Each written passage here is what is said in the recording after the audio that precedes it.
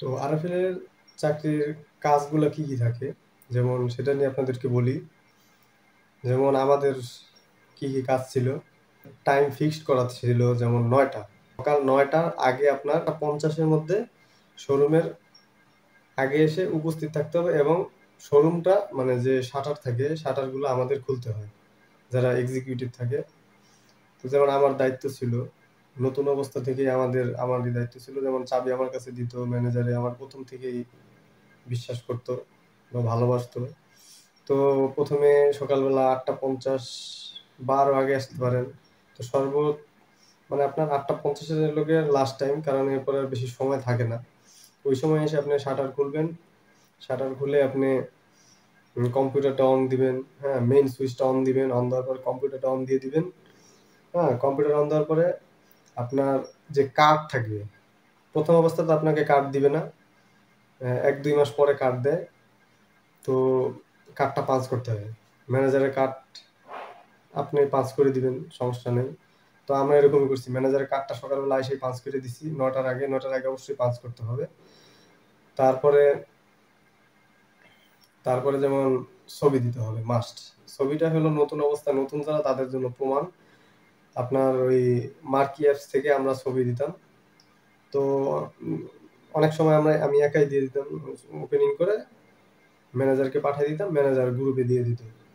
তো ওইটা হলো আপনার প্রমাণ। ১ম অবস্থায় অবশ্যই ছবি দিবেন। তারপরে বাকি কাজগুলো যেমন অন্যান্য আরো শাটার থাকে, ওই শাটারগুলো আস্তে, আস্তে খুললেন। ঝাড়ু দিলাম। সকালবেলা এসে ঝাড়ু দিতে হয়। সকালবেলা আমরা এসেই আগে এরকম কাজ করার পরে ঝাড়ু দিই। ঝাড়ু দেওয়ার পর রাত্রেবেলা যেহেতু আমরা মপ দেই, মানে মোছাটা করে ফেলাই, তাই সকালবেলা শুধু ঝাড়ু দিয়ে দিই। সামনে ফ্রন্টের যে কাঁচের সাইডটা থাকে, তো এটা পরিষ্কার করি। কারণ ওইখানটায় বেশি ময়লা হয়। ওইখান থেকে শুরু করে আস্তে, আস্তে আমরা পিছনের দিকে মুছতে থাকি। কাস্টমার আসলে তাকে অবশ্যই সালাম দিতে হয়। আসসালামু আলাইকুম। লাগবে কিছুক্ষণ পরে যখন সে আসতো ভিতরে, যে কি লাগবে ম্যাডাম বা কি লাগবে স্যার, বলে সম্বোধন দিতাম। তাদের তাদেরকে আরকি হেল্প করতাম যে কি লাগবে তাদেরকে। তাদেরকে প্রোডাক্টের মানে যে কোয়ালিটি, তারপরে কোনো অফার থাকলে আমরা বলতাম যে আমাদের এগুলোতে অফার আছে। ১টা বাজলেই ম্যানেজার আমাদেরকে মানে এক্সিকিউটিভ আমাদেরকে আরকি লাঞ্চে পাঠায় দিত। আমরা আগে চলে যেতাম। তো অন্যান্য জায়গায় ম্যানেজার আগে যায়। তারপরে মানে নিয়ম হলো আগে ম্যানেজার যাবে, তারপরে এক্সিকিউটিভ যাবে। কিন্তু ম্যানেজার আমাদেরকে আগে দিত। লাঞ্চের সময় হলো ৪০ থেকে ৫০ মিনিট। রাত্রেবেলা মনে করেন সবকিছু এরকম শাটার ক্লোজ করতে হবে। শাটার ক্লোজ করে মপ দিয়ে দিই। মপ দিয়ে মানে ঝাড়ু দিয়ে মপ দিয়ে দিব। মপ দেওয়ার পরে আবার মনে করেন ক্লোজিং টাইমে একটা ছবি দিতে হবে। ওপেনিং টাইমে একটা ছবি, ক্লোজিং টাইমে একটা ছবি। তো এইভাবেই আপনার দিন চলে যাবে। সকাল মনে করেন ৮:৫০ এ আপনার যাইতে হবে মাস্ট। আর ক্লোজিং টাইম ১০টা, ৯:৪৫, ১০টা। ১০টার আগে ঢাকার মধ্যে তো আরো বেশিও হয়। তো ঢাকার বাইরে হলে একটু কমে যায়। আর ম্যানেজারের সাথে অবশ্যই ভালো সম্পর্ক রাখবেন।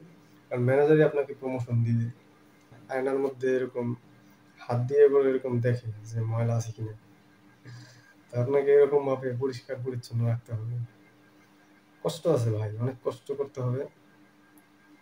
দেখা গেছে ঢাকার মধ্যে এমন, এমন এক্সিকিউটিভরাও আছে ১২ ঘন্টা ১২ ঘন্টা তো ডিউটি, আপনার ১৩ ঘন্টাও চলে যায়।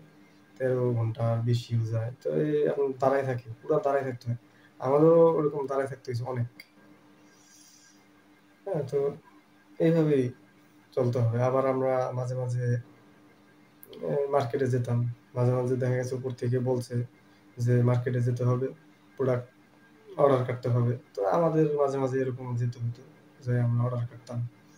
আমাদের শোরুমে যে পণ্যগুলো আছে ওগুলোই। যেমন ব্যাগ, জুতা, হ্যাঁ? এগুলাই আমরা অর্ডার করতাম। তো এই ছিল আমার এক্সপেরিয়েন্স নিয়ে ১ম ভিডিও।